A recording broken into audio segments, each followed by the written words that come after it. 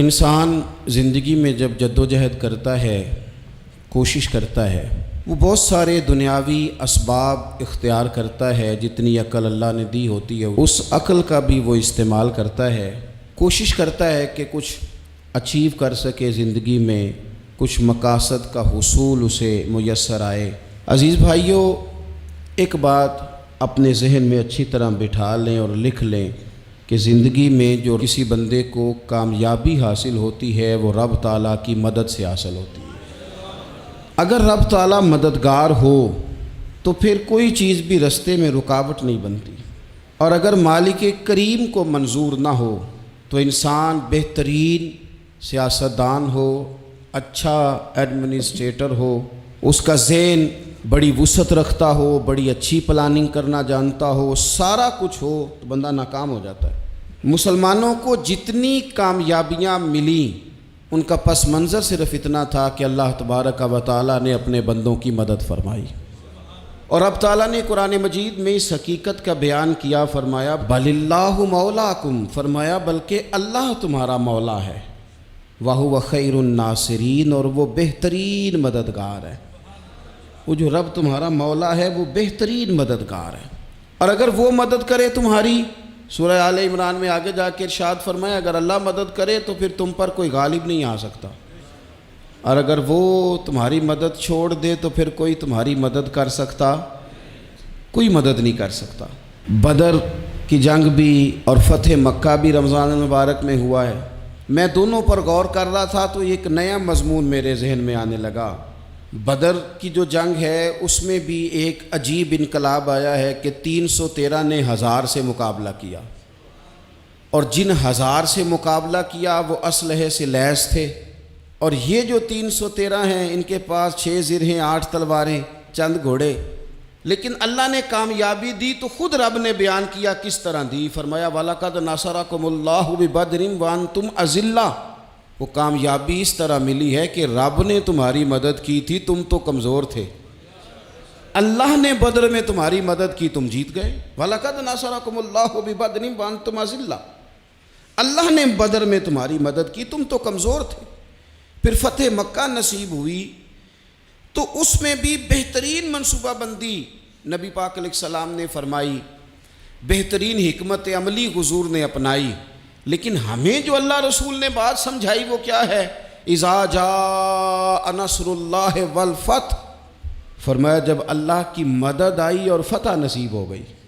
یہ اللہ نے مدد فرمائی تمہاری، یہاں بھی فتح مکہ بھی اللہ کی مدد سے، جنگ بدر بھی اللہ کی مدد سے۔ وہ جو مدد ہے اللہ تعالیٰ کی، جب وہ ہم یہ کرتے ہیں کہ ہم اپنی ساری زندگی سیاست کی نظر کر دیں، ہماری سیاست صرف ملک میں نہیں ہوتی، ہماری سیاست خاندان میں بھی ہوتی ہے، ہم گھر کے اندر بھی سیاست کرتے ہیں، ہم کسی خاص طریقے سے لوگوں کو اپنے پیچھے چلانا چاہتے ہیں، ہم ایک خاص اسلوب اختیار کرتے ہیں کہ لوگ ہمارے پیچھے چلیں۔ اس کا نقصان ہمیں یہ ہوتا ہے کہ سیاست جو ہوتی ہے یہ شطرنج کے ہیر پھیر کی طرح ہوتی ہے، تو اس کے راز بڑی جلدی کھلنے لگ جاتے ہیں، پتہ چل جاتا ہے کہ بندہ مخلص نہیں تھا، سیاست کر رہا تھا، طریقے سلیقے سے اس نے جوڑ کے رکھا ہوا تھا۔ ہم ہر جگہ سیاست کے بل بوتے پر چیزوں کو لے کے چلنا چاہتے ہیں، سیاستیں ناکام ہو جاتی ہیں، سیانے لوگ فیل ہو جاتے ہیں، بچتا صرف وہی ہے جس کے پیچھے رب تعالیٰ کی مدد شامل حال ہوتی ہے۔ اپنی زندگی کے اندر ہم جو کچھ بھی کر رہے ہیں، جس شعبے سے بھی ہمارا تعلق ہے، آج ہم نے اس بات پہ غور کرنا ہے کہ پہلے تو یہ غور کر لیں کہ جو کام ہم کر رہے ہیں کیا وہ کام ایسا ہے کہ اس میں اللہ کی مدد ہمیں ملے گی؟ اگر آپ کوئی معاذ اللہ ناجائز کام کر رہے ہیں، فعل حرام کا ارتکاب کر رہے ہیں، تو اس میں تو مدد الہی آئے گی نہیں۔ پہلے تو یہ دیکھیں جو کر رہے ہیں وہ کام مدد الہی والا ہے، اور اگر اللہ تعالیٰ کی مدد والا وہ کام ہے پھر اس پر غور کریں کہ کیا ہم نے مالک سے مدد کا سوال کیا ہے، ہمیں مدد میسر آ رہی ہے۔ وہ میں نے بزرگوں سے ایک بات سنی تھی، وہ بڑی یاد رہ گئی۔ وہ فرمایا کرتے تھے قابلیت بھی بڑی چیز ہے لیکن قبولیت سب سے بڑی چیز ہے۔ قابل ہونا بھی بڑی بات ہے لیکن زیادہ بڑی بات یہ ہے کہ اس کی بارگاہ میں قبول بھی ہے کہ نہیں۔ اپنی زندگی میں اللہ کی مدد کی طرف بڑھیں، مالک کی مدد کا حصول اختیار کرنے کی کوشش کریں، اللہ کے ساتھ اپنے آپ کو جوڑیں۔ اگر اللہ کی مدد نصیب ہو، یہ جو ہم جتنا ڈرتے رہتے ہیں، سہمے رہتے ہیں، پریشان رہتے ہیں کوئی کیا کر دے گا، ہمارے ہاں نا ہر شعبے میں معاذ اللہ ایک مافیا ہے، الا ماشاء اللہ۔ وہ مافیا کہتا ہے میرے ساتھ ملو گے تو میں چلنے دوں گا، ورنہ میں نہیں چلنے دوں گا، مارکیٹ میں آ ہی نہیں سکتا فلانا بندہ، چونکہ یہاں ہمارا قبضہ ہے۔ اور میرے بھائی پھر بہت سارے لوگ جن کی نیتیں اور ارادے بڑے اچھے ہوتے ہیں شروع میں، وہ بھی اس مافیا کا شکار ہو جاتے ہیں اور ان کے رنگ میں رنگ جاتے ہیں۔ یاد رکھنا، کسی شخص کی بلیک میلنگ کا کبھی شکار نہ ہونا، کبھی کسی کی میٹھی اور مسجع مکفہ باتوں کا شکار نہ ہونا۔ کوئی کیا کر سکتا ہے اگر اللہ مددگار ہو تو؟ جس کو رب کریم اٹھانا چاہے اسے کوئی گرا سکتا ہے؟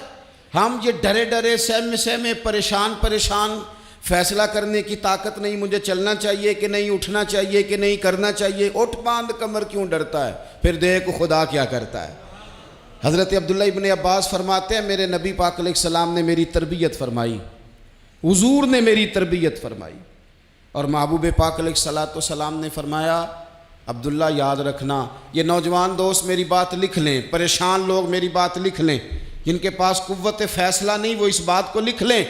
حضرت عبداللہ ابن عباس فرماتے ہیں میرے نبی پاک علیہ السلام نے مجھ سے فرمایا تھا عبداللہ سن، اگر ساری دنیا مل کے تیرا کوئی نفع کرنا چاہے کر نہیں سکتی جب تک میرے رب کی رضا نہ ہو، اور فرمایا ساری دنیا مل کے تیرا کچھ بگاڑنا چاہے تو عبداللہ بگاڑ نہیں سکتی جب تک رب کریم کی حکمت کا تقاضا نہ ہو۔ لوگوں سے ڈرنا، لوگوں کی طرف دیکھنا، ماحول دیکھ کے اپنے راہ کا تعین کرنا، ہر بندے کے خیالات کے مطابق ڈھلنے کی کوشش کرنا، فلانا نہ ناراض ہو جائے، فلانا نہ ناراض ہو جائے، وہ جس نے ہونا ہو جائے، بس رب رسول ناراض نہ ہو۔ اپنی زندگی میں اپنے مالک کو مولا جان کے، بل اللہ مولاکم، اللہ تمہارا مولا ہے، وَهُوَ خَيْرُ النَّاصِرِينَ، وہ بہترین مددگار ہے۔ توجہ جب بھی کریں رب کی جانب کریں، اپنے دل کا قبلہ درست رکھیں، سوچوں کے زاویے سیدھے رکھیں۔ میرے بھائی مالک جب بندوبست کر دے نا، جب مالک بندوبست کر دے پھر ایسا بندوبست کرتا ہے کہ لوگوں کے پاس نا چارہ نہیں رہتا۔ حضرت مریم رضی اللہ تعالی عنہا پاک باز تھیں، مسجد میں رہی تھیں، پر مالک کی حکمت کے تقاضے بڑے عجیب ہیں نا۔ پھر جناب مریم کو اللہ تعالیٰ نے بغیر شوہر کے اولاد عطا کر دی۔ یہ بات ہی ایسی تھی، وہ کسی نے کہا تھا کہ مخلوق تو فنکار ہے اس درجہ کے پل بھر میں سنگے در کعبہ سے بھی اصنام تراشے، تم کون ہو کیا چیز ہے داغ کبابی، لوگوں نے تو مریم پہ بھی الزام تراشے۔ تو لوگوں نے کہا کدھر سے لے آئی بچہ، تیرا باپ تو ایسا نہیں تھا، کہاں سے لے آئی؟ اللہ کرے میں آپ کو سمجھا سکوں، ذرا اپنے آپ کو وہاں کھڑا کریں کہ ایک پاک باز عورت، پاک باپ کی بیٹی، طیب ماں کی بیٹی، اور اللہ کے گھر میں پرورش پانے والی خاتون، ایک وہ وقت اور ایک یہ وقت کہ اس عورت کو کٹہرے میں کھڑا کر کے پوچھا جا رہا ہے کہ معاذ اللہ تیری گود میں بچہ جائز نہیں ہے، کہاں سے لائی ہے؟ اب خود سے صفائیاں بندہ کتنی کو دے، کتنی کو وضاحتیں کرے۔ اور میں نے تو اپنی زندگی میں دیکھا ہے زیادہ وضاحت دینے والے کو بھی لوگ جھوٹا سمجھنے لگ جاتے ہیں، زیادہ وضاحت دینے پر بھی لوگ کمزوری کا اظہار سمجھتے ہیں کہ کمزور پڑ گیا۔ آپ صلح کی کوشش کرتے ہیں، سامنے والا بزدل سمجھ لیتا ہے، زیادہ وضاحتیں بھی کمزور کر دیتی ہیں۔ اب حضرت مریم کو کٹہرے میں کھڑا کر کے کہا بچہ کس کا ہے؟ تو پھر خدا بندوبست جب کرے، اللہ جب مددگار ہو، تو پھر حضرت مریم کی گواہی درختوں سے نہیں دلوائی، اس نے پتوں سے نہیں دلوائی، پھر فرشتے نہیں بھیجے۔ حضرت مریم کہنے لگی مجھ سے نہ پوچھو، وہ جو پنگوڑے میں ہے اسی سے پوچھ لو، ان سے پوچھو نا، وہ کون ہے پوچھ لو، ان سے کر لو سوال۔ انہوں نے کہا پنگوڑے میں چند دنوں کا بچہ یہ جواب دے گا؟ مددگار تھا رب،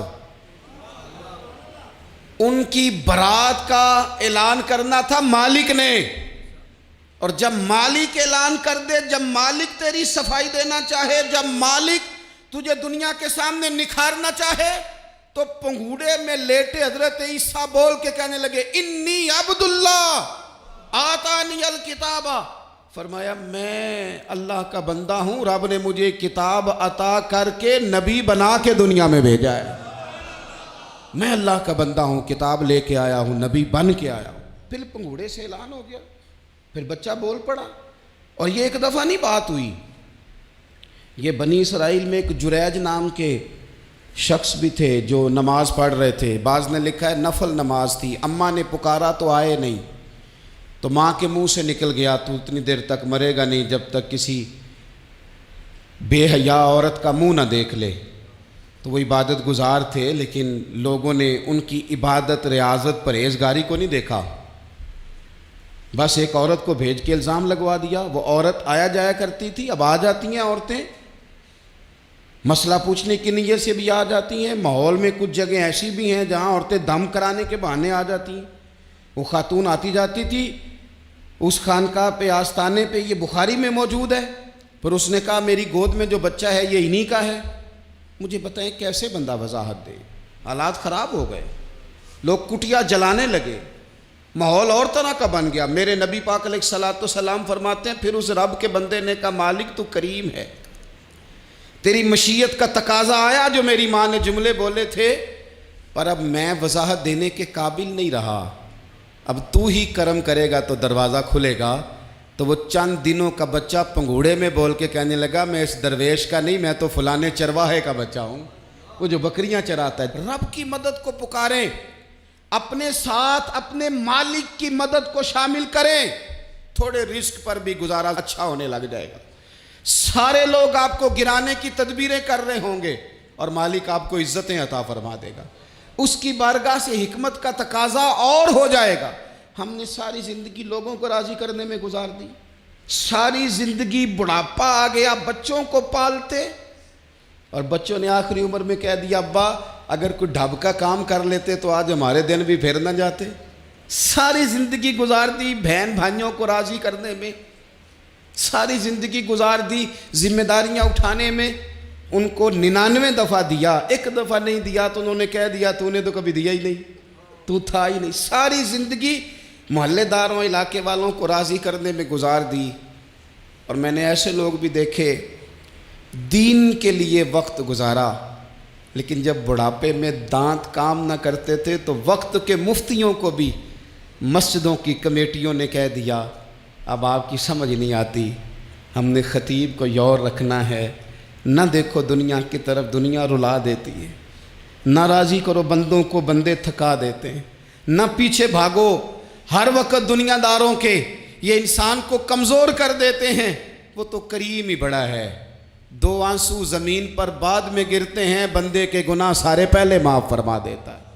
اللہ کی مدد کا حصول، اپنے مالک کی مدد کی طرف بڑھنا، آپ کو بدر کی جنگ بھی یہی درس دے گی، آپ کو احد کا میدان بھی یہی سبق دے گا، فتح مکہ بھی یہی سبق دے گا۔ میرے دوستو جب رب مدد فرمائے، جب اللہ مددگار بنے، دوستوں سے ایک بات اکثر کرتا ہوں، میں کہتا ہوں کہ جتنے درد سے آپ امیر کو اپنی کہانی سناتے ہیں نا، اور جس طرح آپ کے آنسو بات کرنے سے پہلے گر جاتے ہیں کہ غریب ہیں، بچیاں ہیں، کاروبار نہیں، او میرے سنگیو، اس سے آدھے آنسو اپنے رب کی بارگاہ میں بکھیرو، اس کے حضور عرض گزار ہو جاؤ، اس سے طلب کرو۔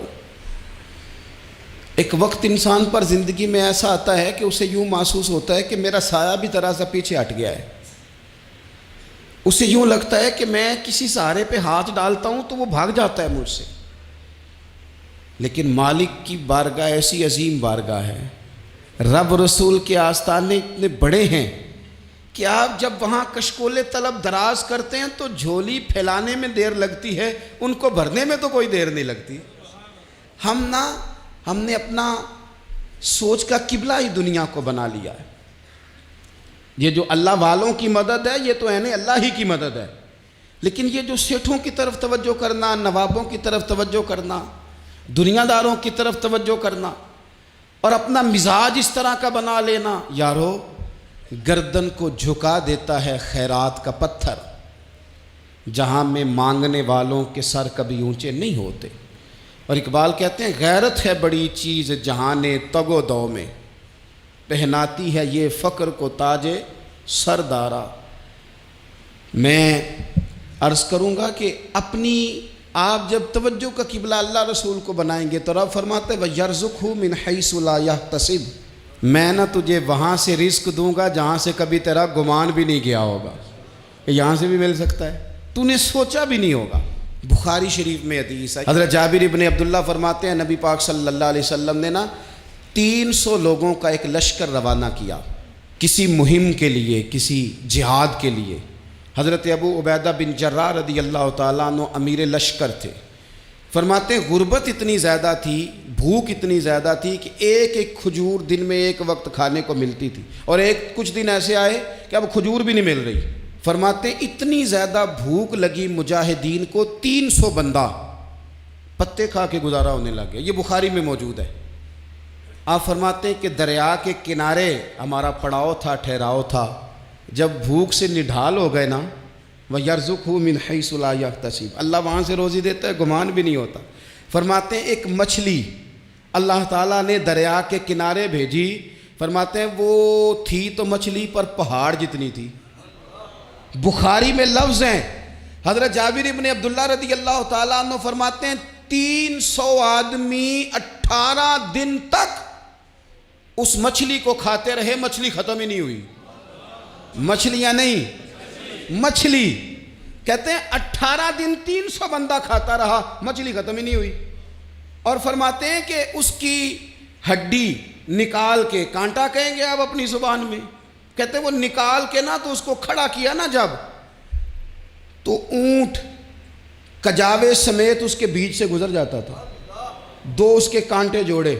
فرماتے ہیں وہ اس کا گوشت ہم کھاتے تھے اور اس کی چربی بطور تیل کے ہم جسموں پہ ملتے تھے، بیماروں کو اس سے سکون آتا تھا، تندرستی شفا ہوتی تھی۔ فرماتے ہیں ہم کھایا بھی ہم نے، اور کچھ لے کے ہم مدینے بھی گئے، اور قربان جائیں نبی پاک نے بھی اس میں سے کھایا۔ ہم نے عرض کی حضور یہ معمہ کیا ہے، یہ ماجرا کیا ہے؟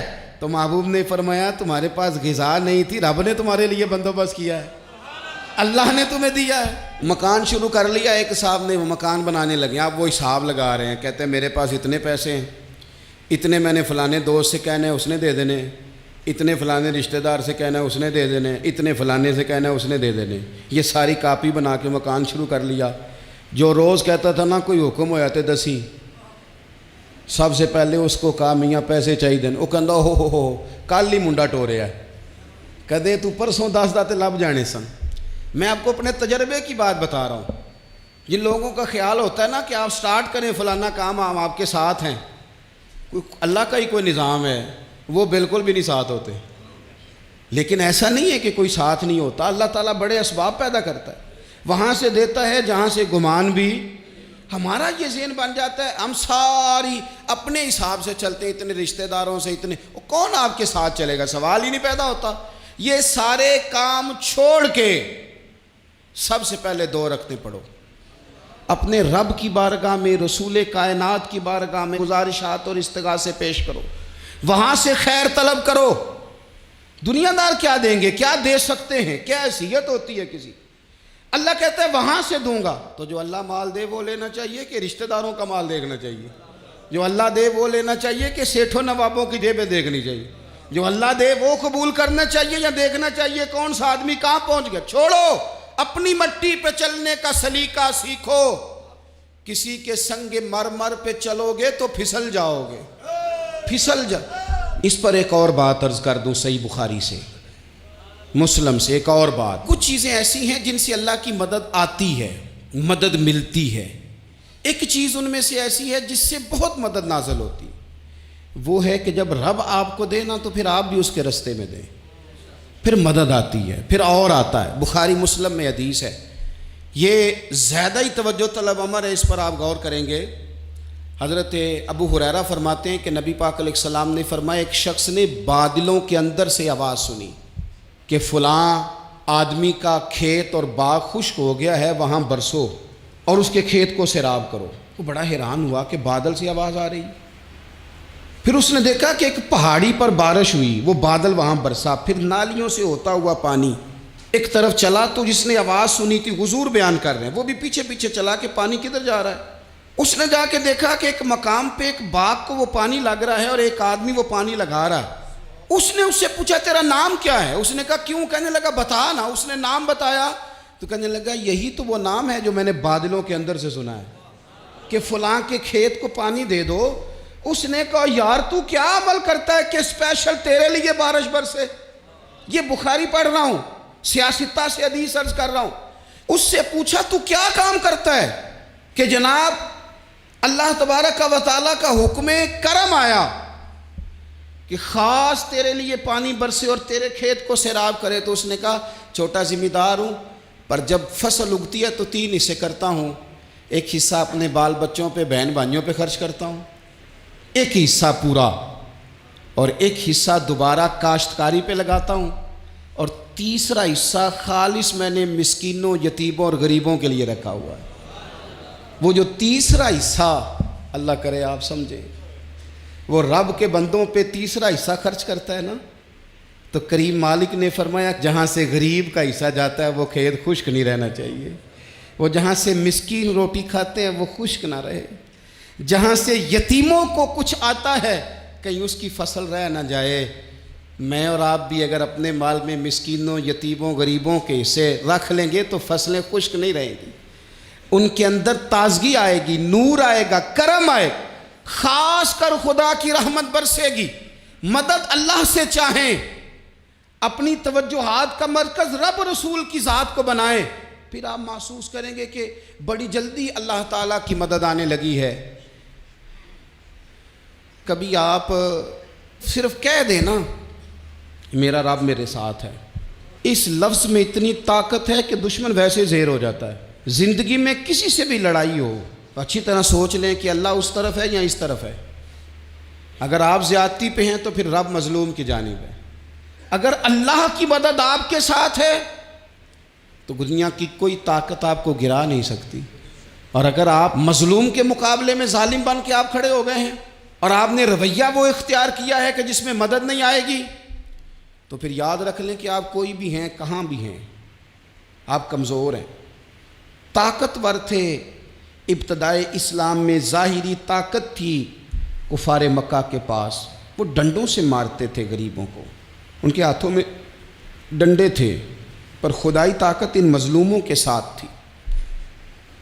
صاحب زرقانی نے لکھا ہے حضرت زنیرہ رضی اللہ تعالیٰ عنہ ایک لونڈی ہیں، غریب ہیں، ماڑے دا کی کام محمد نس جانا یا رونا، غریب سادی بی بی اور لونڈی کنیزہ، ایک مشرک کی کنیزہ تھی، انہوں نے کلمہ پڑھ لیا، وہ ڈنڈوں سے مارتا، دروں سے مارتا، تکلیف دیتا۔ حضرت زنیرہ رضی اللہ تعالیٰ عنہ کو اتنا مارا، اتنا مارا۔ اب آپ ایک اور پہلو پر بھی غور کریں، مار بھی پڑ رہی ہے پر خدا ادھر ہی ہے، اللہ کی مدد ادھر ہی ہے۔ رب کہتا ہے کہ پہلے تو صبر کرنا، ان اللہ مع الصابرین، تو صبر کرے گا تو پھر رب کی معیت ملے گی، ذرا ٹھہرنا، تو تھوڑا ڈٹنا۔ ان الذین قالوا ربنا اللہ ثم استقاموا تتنزل علیہم الملائکہ، تو کہے اللہ میرا رب ہے، پھر تو پہلے ڈٹ، پہلے تو نے ڈٹنا ہے۔ ثم استقاموا، جو ڈٹ گیا، تتنزل علیہم الملائکہ، ڈٹنے والے کے لیے مدد آتی، پہلے تھوڑا ٹھہرنا پڑتا ہے، پہلے تھوڑا صبر کرنا پڑتا ہے، حوصلہ کرنا پڑتا ہے، اس کے بعد مدد آتی۔ مار پڑ رہی ہے، مارا جا رہا ہے حضرت زنیرہ کو، ان کا مالک جو ہے ظاہری آقا وہ مار رہا ہے، یہ کنیزہ ہے، اتنا مارا اتنا مارا، ان کی بینائی چلی گئی، نظر آنا بند ہو گیا۔ ابو جہل آیا اور کہنے لگا زنیرہ دیکھا نا ہمارے بت تیری آنکھیں لے گئے، معاذ اللہ، لات و منات ہمارے بتوں نے تجھے اندھا کر دیا۔ اب ایسا نہیں ہے کہ بی بی روتی جا رہی ہے، روتی جا رہی ہے، مایوسی مایوسی، معاذ اللہ، پریشانی، غریبی بڑی ہے، پوچھنے والا کوئی نہیں، یہ باتیں نہیں۔ کیا جملے ہیں خاتون کے، کیا لفظ ہیں۔ ابو جہل نے تنزیہ کہا، معاذ اللہ، کہنے لگا دیکھا نا ہمارے بتوں نے تجھے اندھا کر دیا۔ تو جناب زنیرہ آنکھوں کی بینائی گئی ہے، رات کو گئی ہے، دکھ ابھی تازہ ہے، لیکن اللہ پہ جو توکل ہے، اپنے مالک سے جو رشتہ ہے، وہ اتنا مضبوط ہے، اتنا طاقتور ہے، اس میں اتنی گہرائی ہے کہ حضرت زنیرہ بول کے نا اتنی قوت سے بولی، اتنی طاقت سے بولی کہ پورے کفر پر لرزہ طاری ہو گیا۔ فرمانے لگی تمہارے بتوں کی کیا اوقات ہے کہ میری بینائی لے جائیں؟ یہ میری رب کی حکمت کا تقاضا ہے۔ جب تک اس نے چاہا زنیرہ دیکھتی رہی، اور جب اس نے چاہا زنیرہ کی آنکھوں کی بینائی چلی گئی، اور اگر وہ چاہے گا نا تو بینائی واپس بھی کر دے گا۔ اگر ہو ذوق یقین پیدا تو کٹ جاتی ہیں زنجیریں، اگر وہ چاہے گا تو بینائی آ بھی جائے گی۔ حضرت زنیرہ نے رات کو یہ لفظ کہے، ابو جہل اور سارے کفار ڈر کے سن کے چلے گئے، آپ اطمینان سے آ کے بستر پہ سوئی۔ جب سویرے اٹھی تو اللہ نے آنکھوں کی روشنی واپس کر دی تھی۔ آنکھوں کی اب چھڑی پکڑی ہے، بازاروں میں گھومتی ہے، کہتی ہیں بلاؤ کدھر ہے تمہارے لات و منات، دیکھو میرے رب نے روشنی واپس کر دی۔ آ کر میرے ساتھ ادھر آ ستمگر ہنر آزمائیں، تو تیر آزما ہم جگر آزمائیں۔ بیمار لوگوں یاد رکھو، کہہ دیا ڈاکٹر نے کہ تو بڑا بیمار ہے، تو بڑا کمزور ہے، یہ ہو گیا وہ ہو گیا، تو ڈاکٹر اپنے علم کے مطابق بات کر رہا ہے، ہوگا تو وہ جو میرا رب چاہے گا۔ کمزور ہو جانا، پریشان ہو جانا، تکلیف میں آ جانا، پتہ نہیں بات ہو گئی ہے تو جانے کیا ہو جائے گا۔ اپنی زندگی کے اندر اپنے رب سے رشتہ مضبوط کریں، رسول کائنات سے رشتہ مضبوط کریں، اللہ والوں سے رشتہ مضبوط کریں۔ حضرت زنیرہ نے پیغام دیا کہ زندگی میں جو جینا چاہتے ہیں تو وہ رب کا نام لے کے جی سکتے ہیں، جو اپنی زندگی میں خوشیاں دیکھنا چاہتے ہیں تو رسول اللہ کے نام پر خوشیاں دیکھی جا سکتی ہیں۔ توکل کی بنیاد پر بندہ خوشیاں لے سکتا ہے، اور اگر انسان میں توکل نہیں ہے تو پھر وہ اس کالے جادو سے بھی ڈر رہا ہے، وہ نیلے سے بھی ڈر رہا ہے، وہ پیلے سے بھی ڈر رہا ہے، وہ فلانے سے بھی ڈر رہا ہے، وہ میرے خلاف فلانا رشتہ دار سازش کر رہا ہے تو ڈر رہا ہے، فلانا میرے بارے میں یہ کر رہا ہے تو ڈر رہا ہے، وہ پتہ نہیں دنیا ادھر ہو جائے گی تو کیا ہو جائے گا، اٹھ باندھ کمر کیوں ڈرتا ہے، پھر دیکھ خدا کیا کرتا ہے۔ تو اس ساری گفتگو کا نچوڑ آپ کو یہ عرض کیا ہے، سب سے پہلے تو یہ کہ میدانوں میں مدد بھی اللہ کی، رزق میں مدد بھی اللہ کی، فصلیں خشک ہوں تو مدد پھر بھی اللہ کرے، تو پھر ساری مدد، اور اگر انسان بیمار ہو تو پھر بھی مدد اللہ کی۔ تو اپنے اللہ کی جانب توجہ کو بڑھائیں، آپ اللہ سے مدد کے سوالی بنیں۔ ترمذی کی ایک حدیث ہے، میں آپ کو زندگی کا تجربہ بتاتا ہوں کہ جب میں بڑا پریشان ہوتا ہوں تو یہ والی روایت کھول لیتا ہوں، مزہ دیتی ہے۔ میرے نبی پاک علیہ السلام نے فرمایا اپنے دکھ سیٹھوں نوابوں کو نہ کہنا، مالداروں کا نہ کہنا، ورنہ اللہ تمہیں کبھی غنی نہیں کرے گا۔ فرمایا اپنے دکھ اپنے رب کی بارگاہ میں عرض کرنا، جلدی کرے یا دیر سے کرے اللہ تمہیں لوگوں سے بے نیاز کر دے گا، اللہ تمہیں غنی کر دے گا۔ رات کو بیٹھو نا اس کی بارگاہ میں، اسے دکھڑے سناؤ، چھوٹی چھوٹی باتیں۔ حضور نے فرمایا نمک بھی مانگو تو رب سے مانگو، چھوٹی چھوٹی بات سے شروع کرو نا۔ جب بندہ شروع کرتا ہے نا چھوٹی چھوٹی چیزیں تو بڑی ساری چیزیں یہ اس طرح ہوتا ہے جیسے بندہ رب سے گفتگو کر رہا ہے، مالک مجھے یہ چاہیے، مالک میں یہاں کمزور ہوں، اللہ میں یہاں پریشان ہوں۔ آپ یہ کر کے تو دیکھیں، لمبی لمبی دعائیں مانگ کے تو دیکھیں، اس کے حضور جوڑ کے تو دیکھیں، آپ دیکھیں گے راحت کتنی ہے، سکون کتنا ہے۔